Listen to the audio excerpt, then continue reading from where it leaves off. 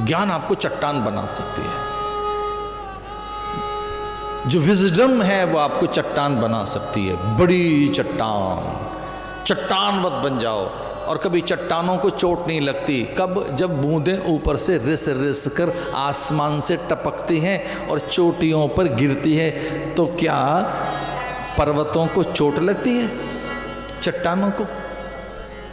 बूंद अघात सही गिरी कैसे, खल के बचन संत सहे जैसे। कुछ शब्दों के लिए, कुछ दृश्यों के लिए तैयार रहो। कुछ शब्दों के लिए आप तैयार नहीं हैं, उन्हें सुनकर आप व्याकुल हो जाएंगे। कुछ दृश्यों के लिए आप तैयार नहीं हैं, घबरा जाएंगे। कुछ लोग कहते हैं भाई हम ये नहीं देख सकते। हमने तो एक ऐसा प्राणी देखा कि मैं चकित रह गया उसे देखकर। कोई एक डॉक्टर आए, इंजेक्शन लगा रहे थे किसी को और उन्हें मुंह फेर लिया, आंखें बंद कर ली। हमने कहा ये क्या कर रहे हो? बोले स्वामी जी कोई सुई लगाए डॉक्टर, हम इसे देख नहीं सकते, हम नहीं देख सकते। सुई लग रही है इनको, इंजेक्शन लग रहा है। ना ना ना ना, कितना कोमल मन किसी किसी का। इंजेक्शन लगा रहे हैं, आंखें बंद कर ली उन्होंने। इंजेक्शन किसी को लग रहा है, इंजेक्शन कोई लगा रहा है, वो अपना आंखें बंद खड़े हैं। हम नहीं देख सकते ये दृश्य, हम नहीं देख सकते। कितनी कोमलता, कितनी सुकोमलता। इस करते हर कुछ अच्छा देखने की आदी हैं हम कितना अच्छा देखने के आदी हैं। एक तिनका जैसा दर्द या कोई एक शूल जैसी चुभन के लिए हम तैयार नहीं हैं। भूमो निधाय चट्टानवत हो गए। और वो तृणाव्रत जो आया था वो बवंडर बनकर आया, एक तिनके में से दूसरा, तीसरा, चौथा, और वो समस्याएं ऐसे बढ़ती गईं। वो जानते हो क्या है? काम।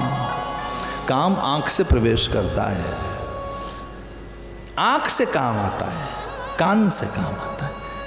काम माने जगत के आकर्षण, आंखों से, कानों से। दो चीजें ठीक करी है अपनी। जिसने अपनी इंद्रियों को ठीक कर लिया, इस पे पहरेदार बैठाइए।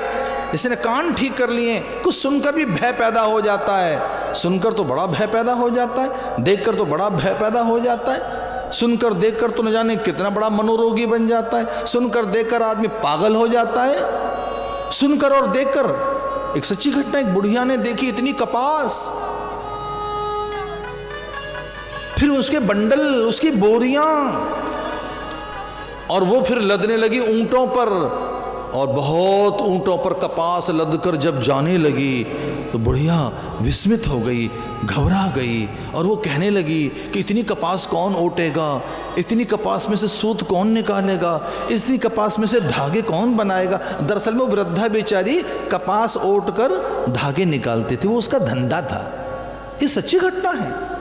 वो कपास में से धागा बनाती, कपास में चरखा, चरखे से धीरे धीरे करके धागा निकालती थी वो, और उसी से अपना पेट पालती थी। लेकिन उसने एक दिन बहुत कपास देख ली, इतनी कपास ऊंटों पर लद कर जा रही है, इसे कौन काटेगा, कौन धागा बनाएगा। और फिर वो बावरी हो गई, ऐसे ही कहती रहती थी कि इतनी कपास है, कौन काटेगा, कौन धागा बनाएगा, कपास बहुत है, ऊंटों पर लद लद कर जा रही है, इतना सब करना पड़ेगा, इतना सब करना पड़ेगा, इतना काम करना पड़ेगा, इतना बड़ा उद्योग लगाना पड़ेगा, ये इतनी बड़ी समस्या है हमारी। हम उसे एक्सपेंशन देते हैं, हम उसे बड़ा कर रहे होते हैं, हम खुद अपने अज्ञान से उसका सृजन कर रहे होते हैं। अरे कितनी कपास, इतने काट कर धागे निकालने होंगे।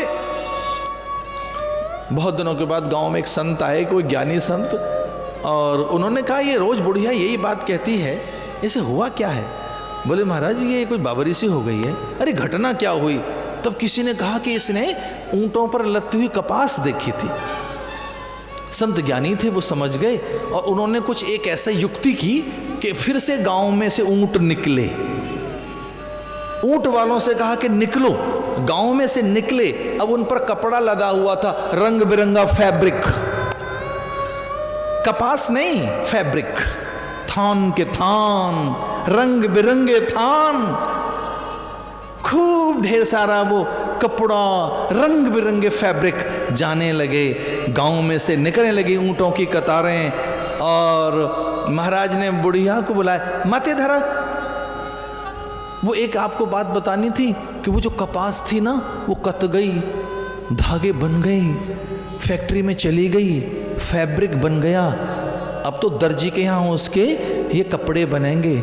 और बुढ़िया ने माथे का पसीना पहुंचा, बोली कत गई कपास, ये फैब्रिक भी बन गया, क्या ये वही कॉटन है, ये वही कपास है। बुढ़िया ठीक हो गई।